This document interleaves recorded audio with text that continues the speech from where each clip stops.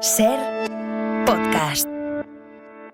Bienvenidos a SER Podcast, bienvenidos a SER Aventureros. Arrancamos un día más, nos vamos con Elena y con Pablo, que en el 2009 decidieron empezar un viajecito y aún siguen, y aún no han vuelto. Ahí les vamos a tener. Estaremos en la Montaña del Tesoro con Martí Gironell, hablando de una historia increíble en Montserrat durante la Guerra Civil. José Luis Rodrigo nos va a llevar a la magia del deporte en los balnearios. Y vais a decir, ¿y esto de qué va? ¿De masajitos? ¿De tal? Bueno, lo vais a tener que escuchar, ya lo veréis. Y bueno, y en el espacio, y Chema, y José Luis desde Chile, y Ángel Colina desde Cantabria, que arrancamos, SER Aventureros.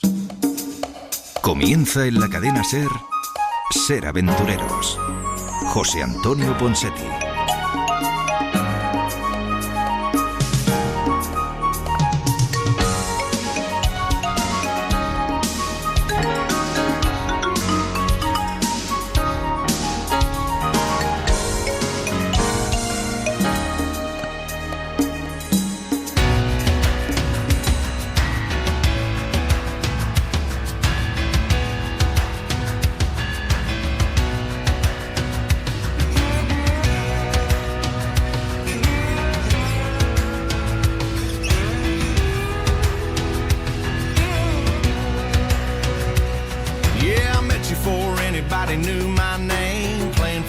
On a dive bar stay, split an all-star special on our first date in a Waffle House booth.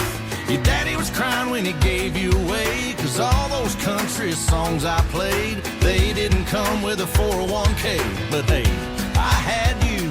You can make a six-pack on. ¿Qué pasa, aventureros? ¿Cómo estáis? Buenos días, bienvenidos a SER Aventureros, un fin de semana más. ¿Qué tal? ¿Cómo van esos ánimos y ese frío? Bueno, frío, según donde estéis. Hay gente que está con más frío y hay otros que con menos frío. Pero hombre, fresquita está la cosa, ¿eh? Así que gracias por sintonizarnos a través de la cadena SER en la península, en Canarias, en Baleares, en Ceuta y Melilla. Gracias por hacerlo a través de la 1260 en la costa este de los Estados Unidos. Un abrazo enorme a todos los que nos sintonizáis desde ahí. Y por cierto, antes que nada, antes de empezar el programa, antes de que se me olvide, 1.000.000 de gracias. 1.000.000 de gracias porque hace unos días que hablábamos de Cuando éramos pilotos, el libro que este humilde periodista ha publicado hace exactamente una semana, y a los 5 días...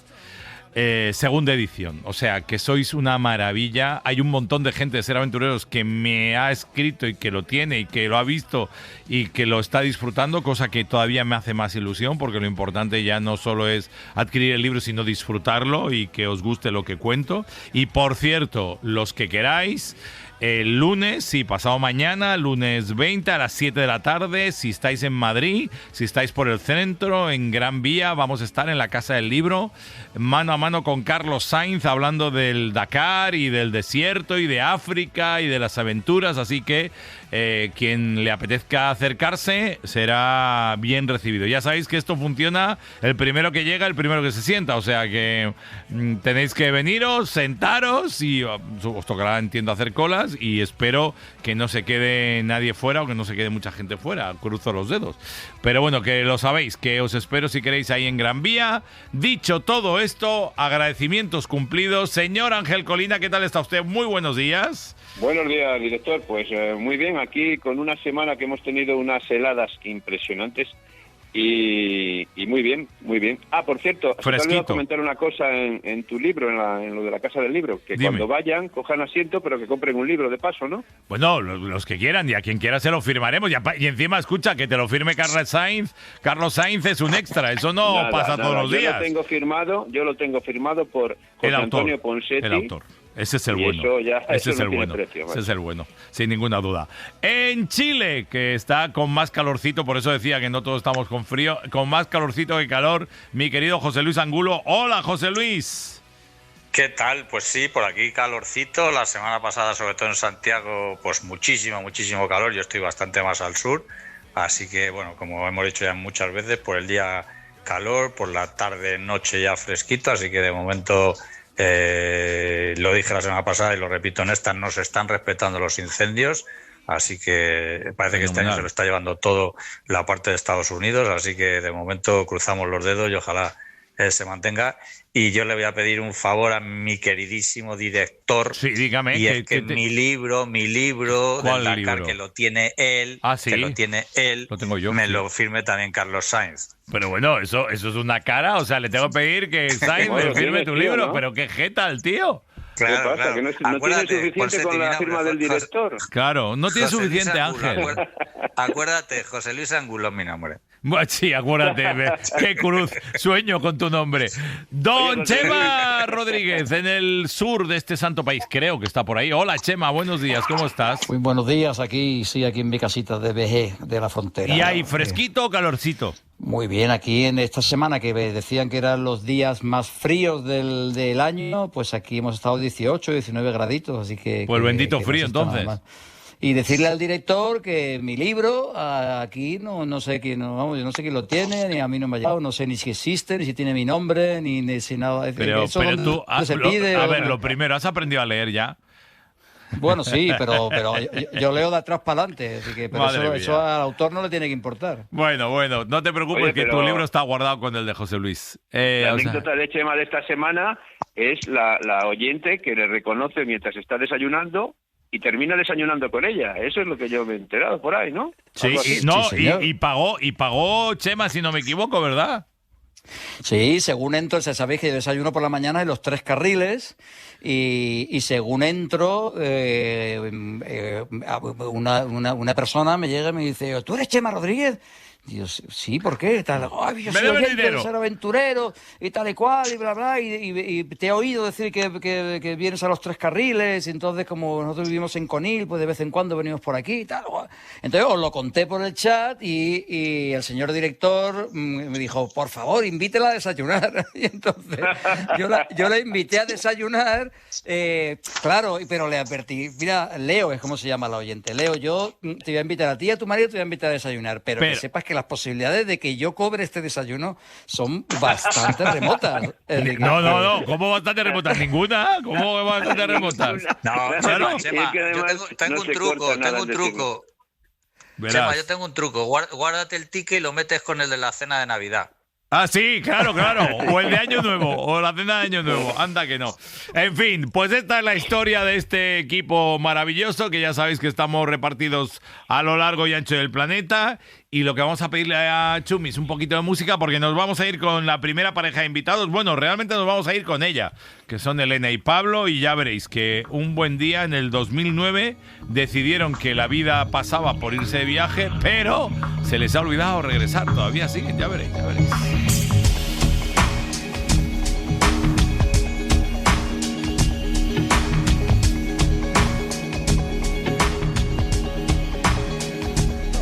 Bueno, pues en el 2024 en la lista pone Bali, Sri Lanka, India, Tailandia, Uzbekistán, Colombia, Perú, Canadá, Miami, Roma, México. Han vuelto de México, andan por San Luca de Barrameda y no sé muy bien yo cómo es esto de la vida non-stop desde el 2009 que llevan Elena y Pablo. Hola Elena, ¿qué tal estás? Buenos días. Hola, buenos días, ¿qué tal? Desde San Luca, en Cádiz. Muy bien, que no está mal, que tampoco es mal sitio para estar. No está malote. Llegamos antes de ayer, pero no estamos mal.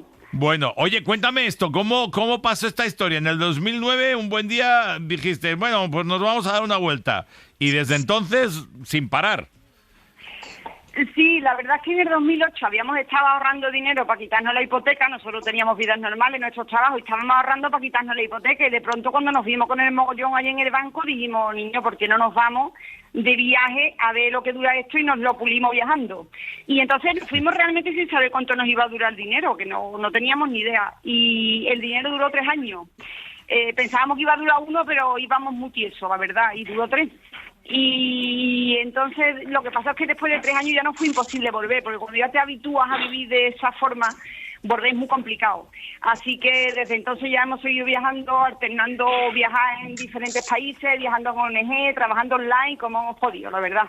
Y así seguimos. Lo que pasa es que ahora mismo hemos vuelto a España porque hemos comprado aquí una casita en San Lucas, porque lo que queremos es pues poder mantenernos con la renta para poder seguir viajando. Pero escúchame una cosa, espera, vamos por partes. ¿Qué pasó con la hipoteca? ¿No volvisteis porque os estaba buscando los del banco, claro? No volvimos porque nos llevaban directamente a la cárcel. No, hombre, al final, como nosotros, a partir de los 3 primeros años viajábamos sin trabajar. A partir de entonces sí que fuimos alternando, nos quedábamos en sitio a trabajar y seguíamos el viaje. Entonces así poco a poco fuimos ahorrando y la quitamos. Terminamos quitándola, vamos, ya no está. Ah, muy bien. O sea que bueno, bendito sea el Señor. Oye, yo quería preguntar... Dale, José Luis. Quería preguntarte, el periplo el viaje está siendo muy largo, ¿vais alternando medios de transporte? O bueno, en el programa hemos tenido invitados que han comprado una caravana, una roulotte, una casa rodante y han viajado en ella. No sé si vosotros utilizáis un medio de transporte parecido o en cada país, en cada situación, en cada viaje vais variando de transporte. No, la verdad es que en 16 años hemos usado todos los medios de transporte que a uno se lo pueden pasar por la cabeza. La verdad, hemos tenido temporadas de todo y hemos también alternado años en los que todo el año hemos estado viajando sin parar, moviéndonos sin parar, y años en los que hemos decidido hacer campo base en algún sitio, no sé, en Bali, y desde ahí nos moviendo por Asia, pero teniendo como una pequeña casita en un sitio determinado. Entonces, la verdad es que 16 años dan para mucho y ha habido de todo. Oye, a mí me interesa la parte económica del asunto. Es decir, vale, una vez se acaba el dinero de lo de la casa y tal, y habéis seguido viajando. Dices que alternando trabajos, ¿qué tipo de trabajos? ¿Cómo han sido los ingresos? ¿Cómo ese trabajo de trabajar por internet? ¿Qué habéis hecho? ¿Qué hacéis? Pues esa es la parte como más complicada y normalmente es muy tabú. La gente no quiere hablar de eso, a mí no me importa en absoluto. Nosotros al principio, mi marido es médico y yo soy educadora social, pero yo desde siempre lo que he hecho es gestionar nuestro propio apartamento por Airbnb y otros apartamentos de otras personas. Entonces, en muchos casos hemos trabajado en ONG en el extranjero, lo hemos tenido fácil porque siempre piden médicos, la verdad, y otras veces en empresas privadas que nos han pagado un salario y luego ya es verdad que desde hace unos años que ya está el trabajo online más estable, pues Pablo, mi marido, trabaja como médico pasando consultas online, con lo cual podemos estar donde queramos y yo pues la gestión de los Airbnb la hago online también, con lo cual ya no necesitamos estar en ningún sitio en concreto. Pues siempre nos hemos ido buscando la vida. Es verdad que gastamos poco, quiero decir que no viajamos de lujo, pero bueno, que siempre nos hemos ido apañando. Qué bueno. A ver, dime, Ángel. Me gustaría... Bueno, evidentemente cada pareja, cada persona inicia estos viajes pues con pensamientos diferentes, ¿no? Con objetivos distintos y sensaciones. A mí me gustaría preguntarle a Elena por qué ella elige, o ellos eligen esta vida, es decir, la vida de, porque yo creo que ya la habéis elegido, es decir, viajar y no tener una vida pues más tranquila como podíais tener antes, ¿no? De empezar los viajes. Pues no lo sé, porque realmente no fue una elección de por vida. A nosotros nos gustaba mucho viajar y nos íbamos todo el mes de vacaciones de viaje, pero de repente se nos encendió la bombilla de irnos cuando en el 2009, ahora es más normal, hay muchísima gente haciéndolo. En el 2009 es cierto que no había, éramos 4 y nos conocíamos todos online. Pero no nos fuimos con la intención de cambiar la vida, sino de hasta que se nos acabe el dinero vamos a vivir esta experiencia y nos vamos de viaje. Lo que pasa es que es verdad que cuando te vas tanto tiempo, la vuelta se hace insoportable. O sea, pensar volver, meterte en una oficina, 8 horas casi, ahora ya tienes que, o nosotros nos pasó, que lo convertimos en nuestra forma de vida porque no concebimos la idea de volver. Pero no fue concebido como tal, ¿sabes? O sea, no pensamos vamos a cambiar de vida para siempre, sino que fue vamos a vivir la experiencia y lo que dure. Lo que pasa es que la experiencia pues se nos fue de las manos. Pero escucha, estoy fascinado porque empezasteis con 6 meses en Centroamérica, de ahí os fuisteis al sudeste asiático, de ahí a Oceanía, luego a América del Sur. O sea, realmente no lleváis un patrón, me lo invento, de dar la vuelta al mundo, por ejemplo, sino que vais a donde os lleva el aire. O sea, cuando os apetece ir para un lado, vais para un lado. Sí, y cada vez más además, porque al principio teníamos como el ansia de verlo todo y ahora como casi que lo hemos visto todo, bueno, obviamente no, porque el mundo es muy grande, pero como ya más o menos hemos tocado todos los palos, pues ahora sí nos permitimos el lujo de estar donde queremos estar de verdad, porque si me apetece repetir un sitio y quedarme 6 meses me quedo porque no tengo esa ansia de tener que ir a ver otra cosa, y entonces sí vamos un poco a la deriva. Nos hemos movido mucho también por a dónde es el vuelo más barato, el siguiente vuelo más barato, desde donde estemos. Pues a veces nos ha llevado a sitios que no sabíamos. Abríamos el buscador, ¿dónde es el vuelo más barato? Uy, ¿esto dónde está? No sabíamos ni dónde estaba. Pues para allá porque es el vuelo más barato. Entonces muchas veces esto es lo que nos ha movido. Ahora elegimos un poco más, la verdad. Qué bueno. Yo te quería preguntar, bueno, descartado de momento que volvéis a España, aunque ahora estáis en España, pero descartado que vais a volver a vivir en España, ¿no habéis tenido ninguna tentación en alguno de los lugares que habéis estado de decir, joder, pues este sitio es maravilloso y nos quedamos aquí, aunque sea una nueva base para moveros? Decías que habéis estado estancias largas en Bali, que habéis estado en algunos otros sitios. ¿No habéis tenido la tentación de quedaros en alguno de ellos? Nuestra tentación más grande puede ser Bali y México, que son nuestros sitios favoritos, pero es verdad que somos culo de mal asiento. Entonces decimos, vámonos a este sitio, pero nos cansamos pronto y ya nos entran ganas de bichear uno nuevo. Así que quedarnos estable así, cuando la gente me pregunta, yo, ¿vaya a quedar para siempre en algún sitio? Para siempre, ¿qué palabra más grande? No lo sé. Yo de momento, pues, ahora mismo estoy en España porque estoy montando ese proyecto, lo que tarde en ponerlo en marcha y volver a irme y ni siquiera sé para dónde iremos. Así que no sé. Pero Bali y México son nuestros sitios favoritos en los que nos gusta estar, la verdad. Qué bueno. Oye, y una cosa rápida. ¿Cómo, no sé si lo que tú decías ahora no os planteáis, ¿no? Pero ¿cómo es esta vida? Quiero decir, estás buscando una casa ahora ahí en Saluga. ¿Tenéis fecha de caducidad? O sea, ¿hay algún día que dices, mira, es que 2 años más y volvemos a España? ¿O cómo es esto? No. Pues mira, si te digo la verdad, ahora que ya estamos a punto ya de meternos en los 50 y pues que no es lo mismo empezar con 30 años con la vitalidad que tiene uno a encajarse en los 50, la verdad es que cada vez nos cansa más. O sea, sinceramente cada vez nos cansa más. Entonces cada vez intentamos, ahora mismo nos gustaría encontrar un equilibrio que sería perfecto para nosotros, de pasar el invierno por ahí y la primavera, el otoño aquí en España, en fin, y alternando, porque durante todos estos 16 años nosotros hemos estado viniendo a España un mes, veníamos un mes al año, veíamos a la familia y volvíamos a irnos. Pero ahora querríamos pasar 3 o 4 meses en España al año, 5, y alternarlo con viajar. Entonces sí, es verdad que cada vez cansa más. Oye, claro, pues para eso le puedes preguntar a José Luis, que es un experto. Por eso decía que eso me suena. Mira, algún día podemos hablar. Yo paso 4 o 5 meses en el sur de Chile y el resto más o menos en España, aunque desde España viajando. Todavía sigo profesionalmente dedicado al mundo del viaje, pero la verdad es que es una buena alternativa. A mí España me encanta, me gusta vivir en España, pero no descarto, como tú dices, pues pasar medio año y de momento pues mi sueño lo estoy cumpliendo. Así que, bueno, yo creo que es relativamente fácil. Es verdad que cuanto más tiempo estás fuera, ¿no? Y 16 años, la verdad es que son mucho más, empiezas a valorar, pues yo que sé, la gastronomía de aquí. Aquí se come tela de bien, es indiscutible lo bien que se come en España, el buen tiempo que hace. Entonces empiezas a valorar otras cosas y dices, bueno, pues a lo mejor tampoco se estaba tan mal en España y quiero pasar unos meses al año allí, ¿no? Entonces, bueno, claro, creo que sí, que vamos a conseguir ahí alternar un poquito. Muy bien. Oye, antes de irnos, en redes sociales, ¿se os puede ver, se os puede seguir? Se nos puede seguir, se nos puede escuchar podcast, La Aventura de Pablo y Elena, en todos lados, en Instagram, en Facebook, en los podcasts, La Aventura de Pablo y Elena. Pues mira qué fácil es. Oye, mucha suerte, Elena, dale un abrazo a Pablo y os vamos a estar vigilando, a ver si os llamamos si estáis por ahí danzando. Listo, estupendo. Vale. Muchísimas gracias a vosotros. Un abrazo enorme. Pues la próxima vez hablamos con Pablo. Beso.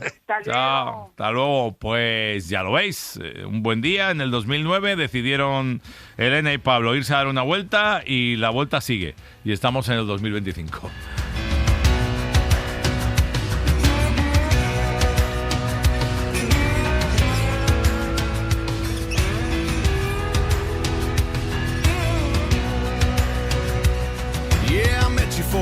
Everybody knew my name, playing for pennies on a dive bar stage. Split an all-star special on our first date in a Waffle House booth. Your daddy was crying when he gave you away, 'cause all those country songs I played, they didn't come with a 401k. But hey, I had you. You can make a six-pack on the carpet, tastes like... El humor está en la SER. ¿Sabes la anécdota de un abuelo que le dijeron venga en ayunas al hospital y le apuntaron en un papel tan solo 1 o 2 galletas y el abuelo entendió 102 galletas? ¡Oh, no! Y llegó llorando el hombre y dijo solo he llegado hasta las 60 y tantos, no podía. Oh. Cadena SER, la radio con mejor humor. ¿Pero es que me has olvidado? Pues yo. Sí, ya has olvidado aquellas noches de junio en la Riviera cuando los dos contemplábamos el cielo. La noche que bebí champaña en tu zapato, 2 litros. Hubiera cabido más, pero llevabas plantillas. No todo es mentira. Con Chema Rodríguez y todo su equipo. El próximo minuto de vida es para Chema Rodríguez y sus historias. ¿Dónde nos llevas, querido? Bueno, pues en esta subsección que forma parte de la sección de No todo es mentira, de lugares extraños, de diferentes, originales, que yo no conozca pero que es tan complicado que José Luis no conozca. Hoy me voy a tirar a la piscina y os voy a decir que creo que de vosotros tres va a haber uno que lo va a conocer, pero que no es José Luis. Entonces, os voy a decir simplemente, os voy a decir el nombre del lugar. Es la ciudad de Bodi, B-O-D-I-E. ¿Alguno suena? Pero, ¿por qué quieres saberlo? Bueno, porque ciudad de Bodi, has dicho, perdona, de claro, Bodi. Yo quiero que me digáis, ¿lo conocéis? ¿Alguno de los tres conocéis la ciudad de Bodi? Venga, empieza tú, José Luis, que dirás que sí. No, si a mí me ha excluido y no participo. ¿Y en qué continente está, Chema? Está, te lo digo yo, porque no tiene ni idea. Está en Estados Unidos, está en California, y hay alguno que sí, que le suena un poco la ciudad de Bodi.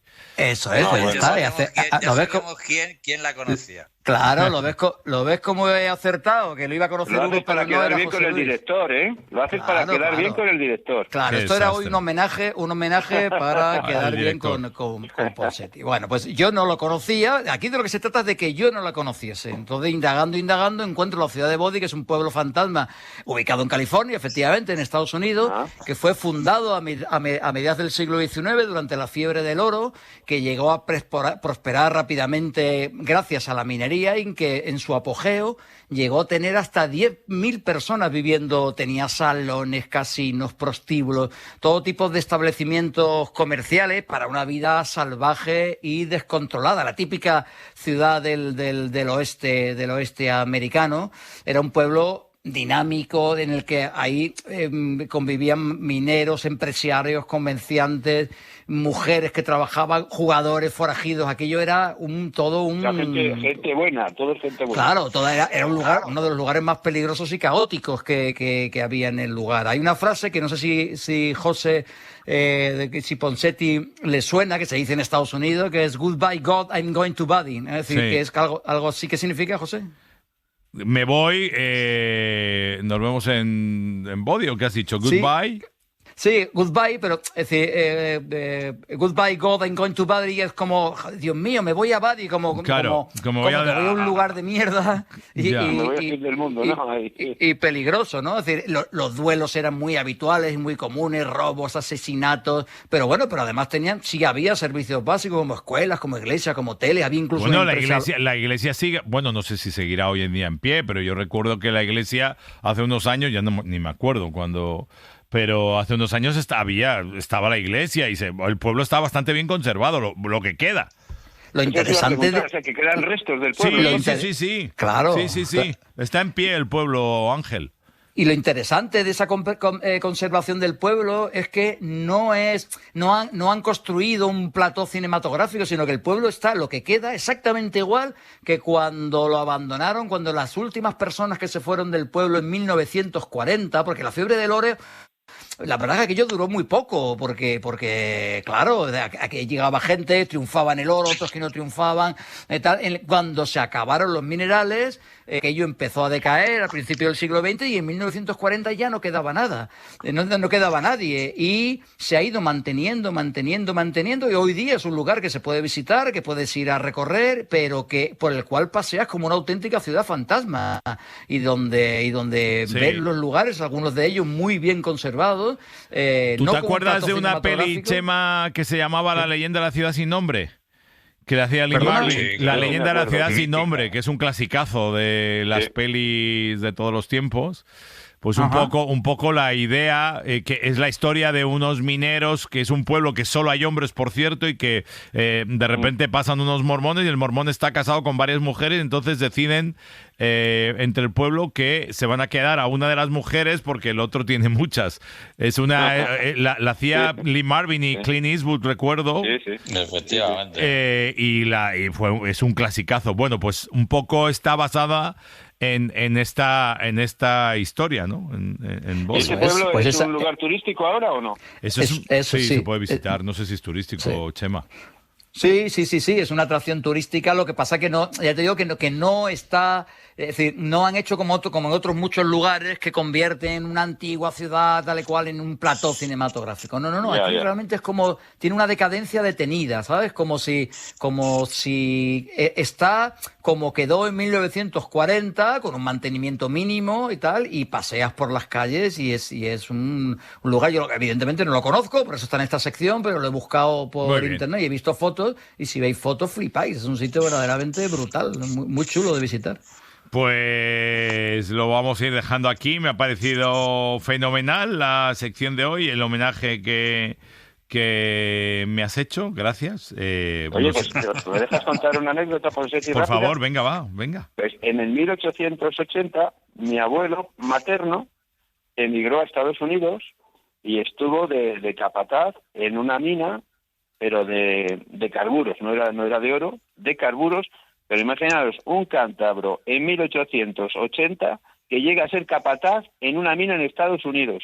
O sea, a mí me alucinaba ya solamente por el hecho de chapurrear un poco el inglés, ¿no? O sea, es decir, en aquella época no era muy habitual tampoco, ¿no? Así que toda mi admiración para mi abuelo Gregorio. Pues me parece muy bien. Hemos aprovechado para que se pase por aquí el abuelo Gregorio de Ángel Colina. Nosotros vamos a avanzar y ahora nos vamos a ir a una... Ah, mira. Chumi ha encontrado la canción. ¿Te acuerdas de esta canción? A ver si te suena, Chema.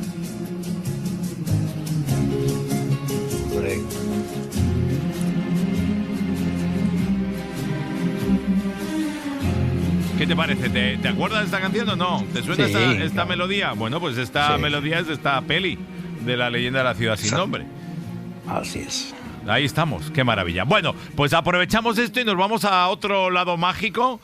Dejadme que os ponga en antecedentes. Hace unas semanas, un buen amigo, porque es un buen amigo, Martí Gironell, que apareció en mi vida con el vuelo 19, sobre el 2019, a raíz de mis viajes y de la promoción por Estados Unidos, precisamente, del vuelo 19, coincidí con él.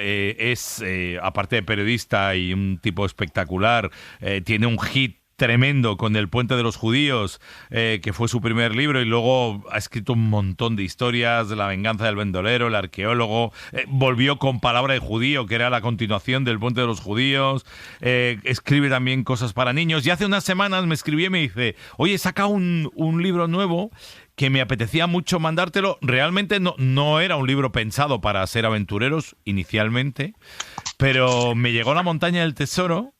Y La montaña del tesoro es una joya, es una maravilla, que junta guerra civil, aventura, la historia de un chaval, de un monaguillo de 11 años, que tiene de apellido Nomdadeu, que realmente es nombre de Dios, que era como le ponían a los huérfanos que no tenían apellido, y se llama Benet Nomdadeu. Y la verdad es que me lo había reservado para estas Navidades, terminada yo mi historia de cuando éramos pilotos, y me lo he devorado. Y le escribí hace unos días y le dije, joder, me lo he pasado en grande, Martí, leyendo tu libro. Y lo he querido traer aquí porque yo creo que es muy de nuestro público, de ser aventureros. Hola, Martí, ¿qué tal estás? Buenos días. ¿Qué tal, José Antonio? Oye, pues, bueno, estoy que no quepo escuchando estas palabras que me dedicas. Jolín, pero qué menos, tío. Pero ya te dije que el libro me pareció estupendo, que empieza la narrativa justo arrancando la guerra civil, pero precisamente en Montserrat, en la abadía de Montserrat, aparte en unas circunstancias que yo desconocía, Martí. Yo no sé si conocías lo que había pasado en Montserrat durante el arranque de la guerra civil. Al contrario, esto fue lo que me motivó a lanzarme de lleno a escribir y a novelar esta historia que tenéis en vuestras manos, que es La montaña del tesoro, y que, como tú bien decías, tiene mucho de aventuras. De hecho, cuando voy a hacer presentaciones y firmo libros, siempre pongo a quien viene, gracias por acompañarme en esta aventura por Montserrat, y pues adentrarte para descubrir qué es lo que atesora la montaña, porque esta montaña, como tú bien decías, aparte de mágica, atesora muchas historias, ¿no? Y una de ellas era esta, ¿qué sucedió durante la guerra civil, ¿no? Y cuando me llegó a mis manos toda esta documentación, como tú bien dices, cuando estalla la guerra civil, en Montserrat prácticamente, digamos que se instala ¿cómo te voy a decir? Un statu quo distinto al que podemos encontrar en cualquier rincón de España o en Cataluña, ¿no? Comenzando, por ejemplo, que no queman la iglesia de Montserrat, ¿no? Y dices, bueno, ¿cómo puede ser que... no lo queman de milagro. Claro. Bueno, de milagro y por otras cosas que van a descubrir los lectores. Claro, que no quiero hacer spoiler, pero realmente a Montserrat fueron a quemarla. Sí, no, la idea era ir a quemarla porque los milicianos anarquistas pues creían que era uno de los grandes símbolos que se tenía que quemar, ¿no? Pero luego se descubre cómo y por qué este enclavamiento pues sagrado por unos y también por otros, tanto del bando nacional como del bando republicano, pues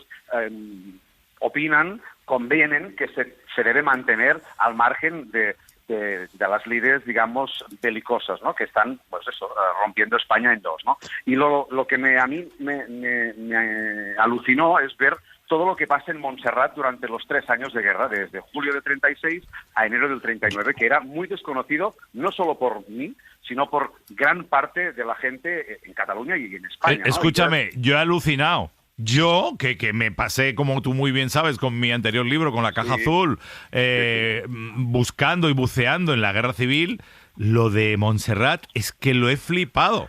O sea, cuando los oyentes que nos están escuchando, y Ángel y José Luis y Chema, si queréis preguntarle algo a Martí cuando queráis, pero yo aluciné, claro, está todo centrado en el personaje este del monaguillo, que entiendo que eso es parte de tu novela, ¿no? Sí, esta es ficción, sí. Vale, pero a partir de ahí, todo lo que pasa, porque tampoco salen todos los monjes vivos, que esta es otra. No, evidentemente, sí que se cuenta qué pasó con Montserrat y con las 700 personas que estaban allí cuando estalla la guerra civil y que se tienen que evacuar.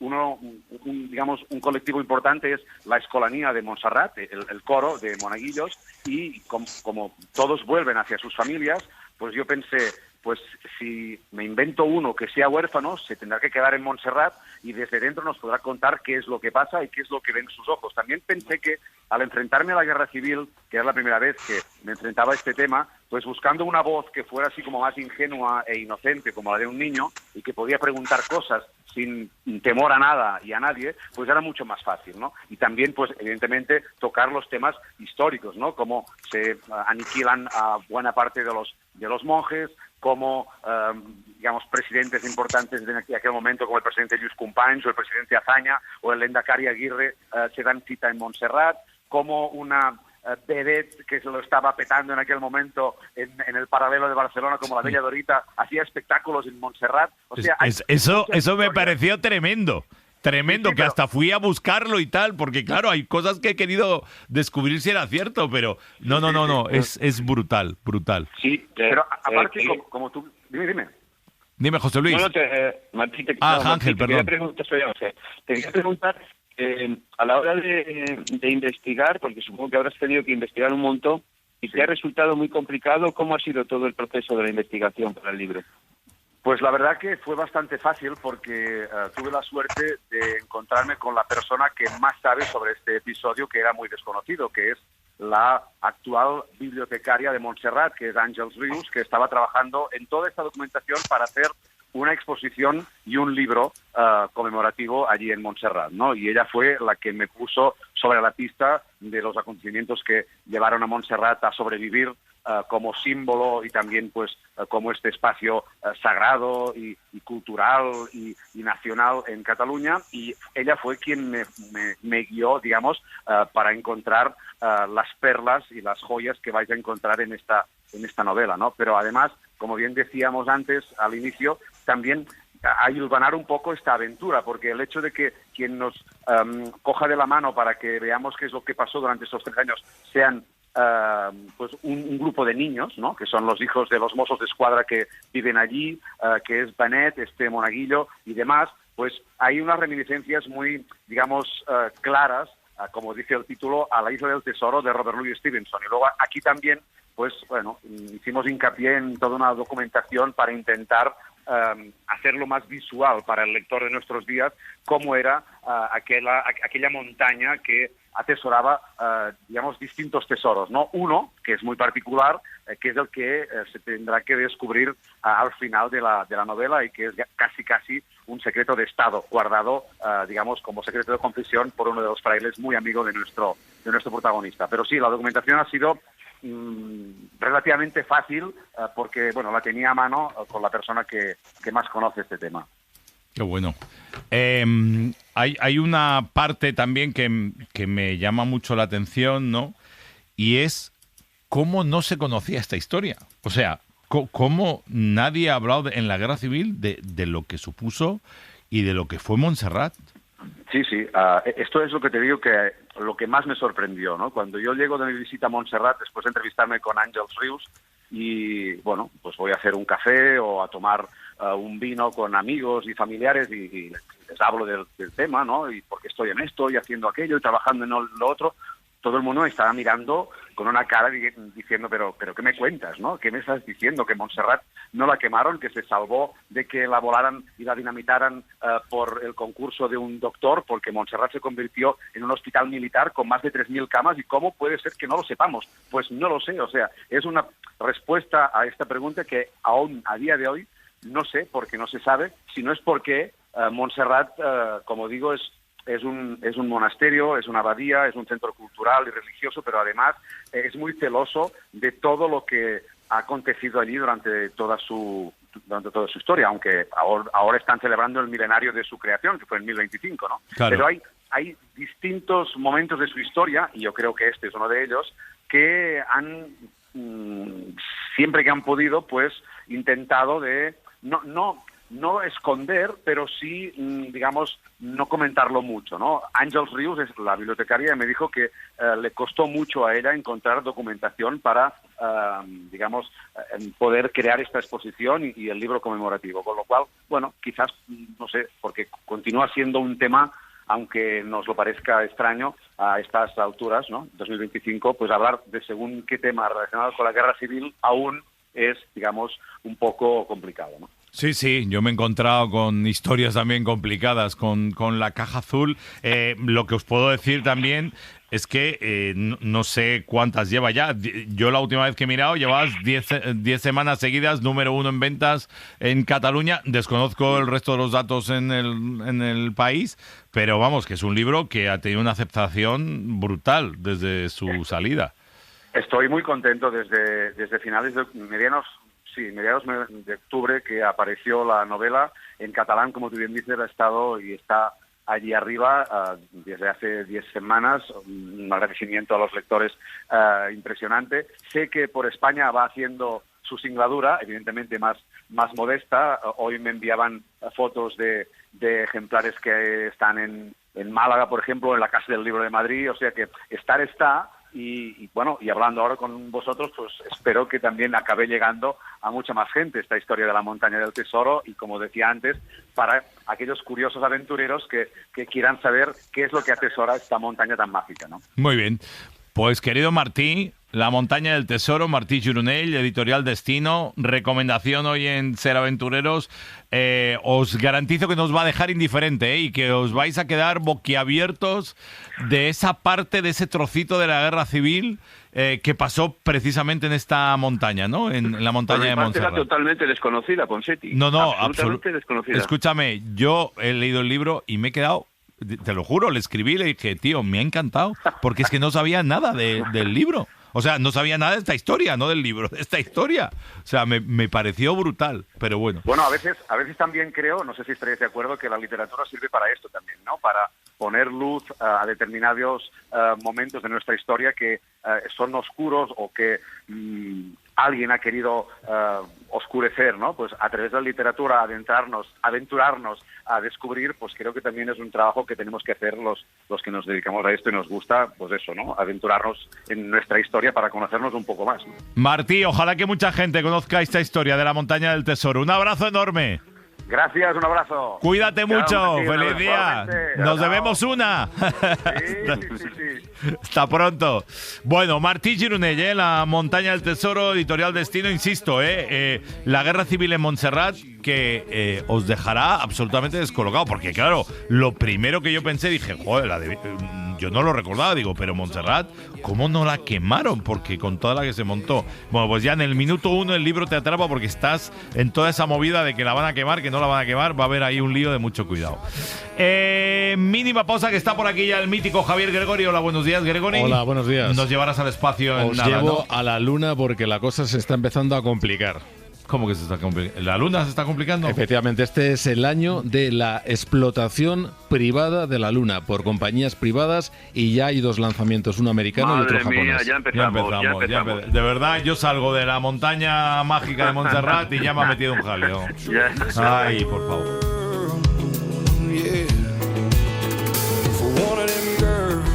Who likes to act all quiet, sexy, not even trying. Yeah, you know I ain't lying. Damn right, you're one of them girls. Broke every heart in your hometown. Ser Historia con Nacho Ares. Vamos a hablar del Papa Luna, vamos a viajar a ese momento a caballo entre el siglo XIV y el siglo XV. Dio origen a una frase, ¿no?, que se ha reiterado a muchísima gente, el permanecer en tus 13, que se caracterizó por ser una persona muy inteligente, muy contumaz, muy cabezota, que vivió una época convulsa, en protagonizar el gran cisma de Occidente, ¿no?, donde por una parte Roma y los estados italianos disputaban quién tenía que ser el Papa y por otra parte el Reino de Francia quería el suyo, pues es lo que hizo que durante un tiempo hubiera 2 papas, incluso hubiera 3 papas también. Las curiosidades, misterios y enigmas de la historia en Ser Historia con Nacho Ares. Siempre que quieras, en Ser Podcast. Vayas donde vayas, Cadena Ser. Es usted abogado, ¿verdad? Ajá. Me han dicho que es un gran abogado. ¿Quién fue? Mis clientes no. Los últimos los ahorcaron este mes.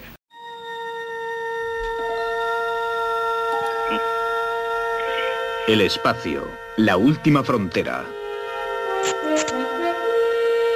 Hasta alcanzar lugares donde nadie ha podido llegar. Entonces, ¿qué pasa? ¿Que van los privados a la Luna y que efectivamente, eso... Efectivamente, compañías privadas se están ya mandando naves espaciales a la Luna para explotar. Sí se puede hacer, de hecho, muchas de estas naves están siendo financiadas por la propia NASA, que claro, ahora con Trump, la NASA, el nuevo director de la NASA es este empresario multimillonario joven, Isaac Mann, que intentó ser el primero en dar un paseo espacial privado, y al final aquello ni fue paseo, ni salió de la nave, ni flotó. Lo que hizo es un poco, para mí, el ridículo, porque lo que hizo es, 50 años después del primer paseo espacial de Alexei Leonov o del primer paseo espacial de un astronauta norteamericano, pues abrir una escotilla, subir por una escalerilla y sacar un poco la cabeza, ¿no? Es decir, ahora mismo los gobiernos son muy débiles, las agencias espaciales están perdiendo protagonismo y en vez de ir a la Luna, como se ha ido hasta ahora, en paz y con programas de investigación que beneficien a toda la humanidad, pues ahora ya están yendo empresas privadas y de hecho esta semana acaban de ser lanzadas con éxito por un cohete de, como no, de Elon Musk, de SpaceX. Dios los cría y ellos se juntan. Sí, señor. Pues ha lanzado 2 nuevas sondas, una de ellas fabricada por una empresa norteamericana, que la sonda se llama Fantasma Azul. Fíjate los fantasmas que son, que le ponen esos nombres. Fantasma Azul le han puesto a la sonda. Pero fíjate, es una sonda que... Es el nombre que le pusimos nosotros a Chema, pero ya se lo quitamos. Sí. Pues va a tardar 45 días en llegar a la Luna, cuando normalmente una nave de la NASA tarda 3 días. Y una vez allí... 45 días. 45 días, que son naves pequeñitas, baratitas, pero que la van a liar, porque una vez allí esa nave se va a encargar, por ejemplo, de probar una tecnología ya para perforar la superficie lunar. Pero perforar la superficie lunar no con un fin científico de averiguar lo que hay allí, sino para ver qué hay, oro, diamantes, helio 3, a ver lo que hay. Y a la vez, ese cohete de SpaceX, un Falcon, ha lanzado con éxito otra sonda, esta vez japonesa, que va a tardar un poquito más en llegar a la Luna y que también tiene la intención de extraer del polvo lunar, de las rocas lunares, del regolito lunar, agua. Con lo cual la vamos a empezar ya a liar. Pero claro, escúchame, si extrae agua en una empresa privada, el agua será privada. Para la cinta. Si hace unas semanas estábamos criticando a los chinos, que habían ido, habían trincado, habían bajado piedras, no sabíamos nada, no sé qué, pero ahora ya van los americanos y los japoneses a cuchillo. Pero empresas privadas, sin ningún tipo de control democrático. O sea, empresas privadas que ya quieren explotar la Luna. Y eso es una nueva fase que este año lo vamos a ver porque hay bastantes proyectos de sondas privadas y claro, con la NASA en manos de un empresario privado amigo de Donald Trump y amigo íntimo de Elon Musk, con los chinos como están y los rusos medio desaparecidos, pues la verdad es que solo queda la Unión Europea un poquito ahí tratando de controlar. Nosotros no hacemos una mierda. A ver, Ángel, ¿qué le quería preguntar? Le quería preguntar a Gregory si la llegada de Trump al poder es bueno, malo o irrelevante. Malísimo. Malísimo para todo y en especial para el espacio, porque va a privatizarlo todo, va a cambiar la exploración por explotación y ya sabemos la explotación, las consecuencias que ha tenido en la Tierra en los últimos 2000 años, ¿no? Es decir, al final son colonias, se va a utilizar ahí a un tipo de gente, mano de obra barata, naves espaciales que no tienen ningún tipo de control. Si extraen agua de la Luna, no va a ser para investigar o para ver el origen de la vida en la Tierra o en la Luna, sino para utilizarla para vendérsela a los astronautas que vayan allí a precio de oro. Y fíjate, un dato, según la empresa japonesa que ha mandado esta sonda, ellos calculan que en el 2040 habrá ya 1.000 habitantes en la Luna y que 250.000 personas irán y volverán. O sea, visitarán la Luna, no sabemos si por turismo, algunos, y también, claro, multimillonarios, y también habrá trabajadores que les pagarán 4 euros. Al final va a ser como el Everest, se va a poner ahí la gente en cola para subir a la Luna. Pero como el Everest, pero para extraer el agua para ricos. Tú imagínate que la gente subiera al Everest y sacara agua, pero solo para los ricos, es el agua más pura del planeta, para que los ricos la consuman, ¿no? Es decir, que lo que no podemos hacer es explotar vilmente el espacio como lo hemos hecho con la Tierra. Yo creo que tendríamos que haber aprendido esa lección, pero bienvenido al ser humano. Esperemos que no salga la cosa bien, porque la última sonda que mandaron estos japoneses el año pasado se estrelló contra la superficie lunar porque tenía mal el altímetro. El aparato que medía la altura lo tenía mal calibrado. Vale, no deseamos nada malo, pero si se dan un tortazo a las naves, bendito sea el Señor. Son muy ambiciosos, pero hasta ahora bastante tecnológicamente bastante defectuosos. Gracias, querido Gregory. Feliz mañana. Seguiremos informando. Del lado oscuro. El mundo se acaba y se acabará en directo en Ser Aventureros. ¿Queréis decir algo o tengo que ir al próximo invitado? En directo, me gusta eso de que se acabe en directo. En directo siempre live en Ser Aventureros. ¿Qué me dices, Chumi? Que tengo que ir a... No, tengo que ir a Rodrigo. Por eso, ya decía yo. Es que me ha mandado José Luis Rodrigo un mensaje que pone la magia del deporte en el balneario. Y le he dicho, pues yo no sé si esto es muy de Ser Aventurero, ¿verdad, José Luis? Que suena un poco ahí como a cosa rara. La magia del deporte del balneario, claro. Suena a que te van a hacer un masajito y te van a poner ahí a cocer en un spa, pero no sé. Hola, José Luis, buenos días. Hola, ¿qué tal? Buenos días. ¿De qué va esto de la magia de deportes en el balneario? ¿Qué me estás vendiendo aquí ahora? Era un resumen muy cortito. Vamos a ver que organizamos la cadena SER el día 30 de enero, un evento que tiene mucho que ver con la aventura, con el deporte en general en las montañas de esa zona del balneario de Panticosa, que es un lugar estratégico que ha vivido grandes historias relacionadas con el ciclismo, vueltas a España, con el triatlón, con el esquí de fondo, con la montaña, con la trail, en definitiva con la aventura. Entonces, aprovechando que estos días se cumple el 40 aniversario de la concentración que hizo el equipo Reynolds en el balneario de Panticosa hace 40 años para preparar luego lo que fueron las grandes victorias del equipo en el Tour de Francia, pues hemos montado un evento para ver cómo han cambiado las aventuras de la bicicleta, cómo han cambiado las aventuras de las trail, de todos estos deportes que tenemos aquí en el Pirineo y en especial en ese emblemático punto del balneario. Van a venir Eusebio Unzué, actual director manager del equipo Movistar, que ya estaba siendo pionero con José Miguel Echavarri en aquellos años, hace 40 años, en un equipo que debutaba, fíjate, Miguel Indurain con 20 años. Claro. Van a venir gente como Carlos Hernández, que fueron ciclistas de aquel equipo, con Eduardo Chofas, con gente que tiene mucho nivel. ¿En aquella época estaba Gorospe ahí también o no? Sí, está Gorospe. Fíjate. Y cómo se preparaban para estas aventuras ciclistas que luego recorrieron todo el mundo. Estaba Julián Gorospe y había una lista de ciclistas que luego han sido estrellas mundiales. Luego vamos a estar con gente olímpica que hace trail. Este año la Canfrán, el campeonato del mundo es en Canfrán. De trail, pues va a estar Luis Alberto Hernando. Vamos a tener deportistas que han sido historia en el atletismo, como Eliseo Martín de Monzón. Vamos a tener corredores olímpicos de esquí, ciclistas, clubes deportivos. Va a estar la Quebrantahuesos, que esta semana ya ha sorteado su número. Vamos a tener todos los eventos importantes que tiene Aragón. Y que Ser Aventureros va a tener equipo, por cierto. Ser Aventureros va a tener equipo un año más. ¿Me vas a fichar este año o no? Si quieres. ¿Vas a pedalear o vas a hacer el vago? No, yo a pedalear como siempre. Otra cosa es que les pueda meter mano a los líderes que te traen. Este año he decidido que José Luis sea el director del equipo y él decidirá. Vale, muy bien. Me parece un buen director, ¿eh? Vamos, Angulo es el mejor director. Angulo, ¿estás conforme con este cargo o no? Sí, yo siempre que me pongan de director de algo me emociono. Sin sueldo, ¿eh? No te emociones mucho, que no vas a cobrar lo mismo que cobrabas. Eso contaba con ellos. Vale. El sueldo en la sede es una entelequia. Oye, José Luis Rodrigo, una pregunta. Venga, la última, dale. ¿Qué ha pasado en los entrenamientos? Antes yo creo que se entrenaba más en alta montaña que ahora, ¿no? Claro. Hubo muchos años que el estar en el esquí de fondo, practicar esquí de fondo, que también viene Emiliano Morlans, que fue olímpico y era el profesor de estos, de Indurain y todos estos. Hubo unos años que os acordáis, Perico Delgado, Ruiz Cabestany, Escartín, les dio por hacer esquí de fondo, porque las técnicas eran muy diferentes. En invierno había que concentrarse en altura para subir el hematocrito, el glóbulo rojo, todas estas historias que tienen los deportistas, pero luego ya cambió la moda ciclista y ya corriendo y habiéndose globalizado este deporte y corriendo ya en enero vueltas por todo el mundo, los ciclistas ahora se concentran en playa. Pues querido José Luis Rodrigo, un abrazo enorme y mucha suerte. Venga, ya nos irás contando. Venga, hasta luego, gracias. Hasta luego. Ser aventureros. Viajar desde el sofá. Los libros de José Luis Angulo. Venga, Angulo, que rematas tú el programa hoy, que la semana pasada te quedaste ahí con el libro pendiente. Bueno, la semana me emociona porque este libro está esperándonos, pero bueno, llegó su hora. Repetimos un autor francés, Dominique Roques.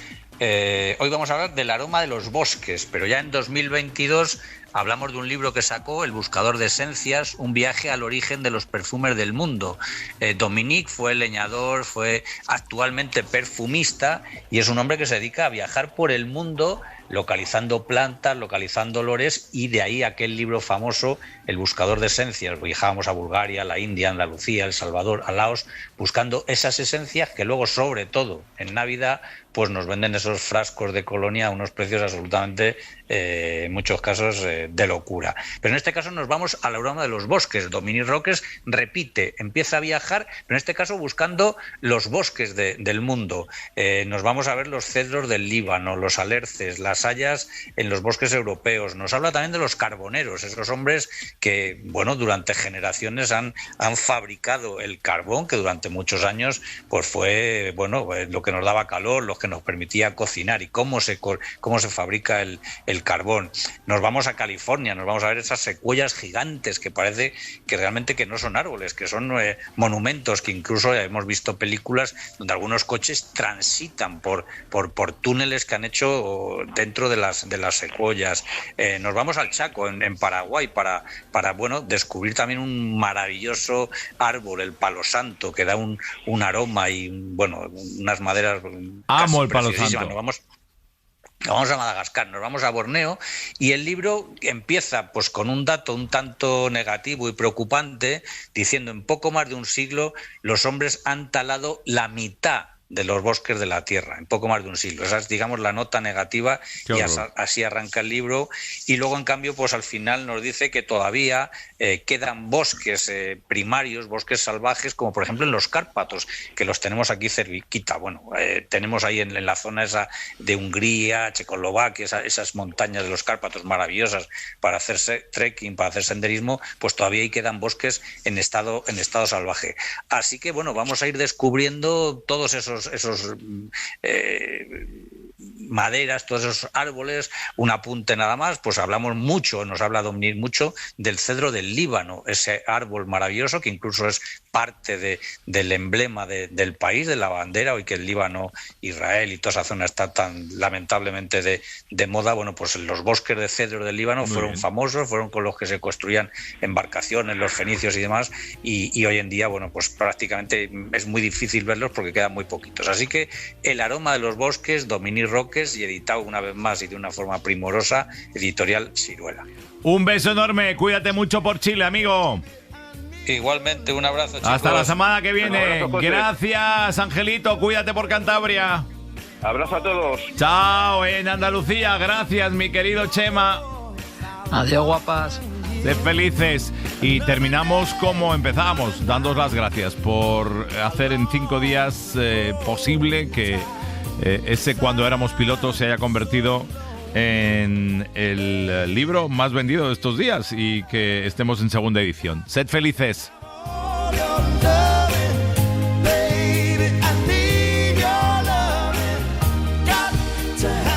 Para no perderte ningún episodio, síguenos en la aplicación o la web de la SER, Podium Podcast o tu plataforma de audio favorita.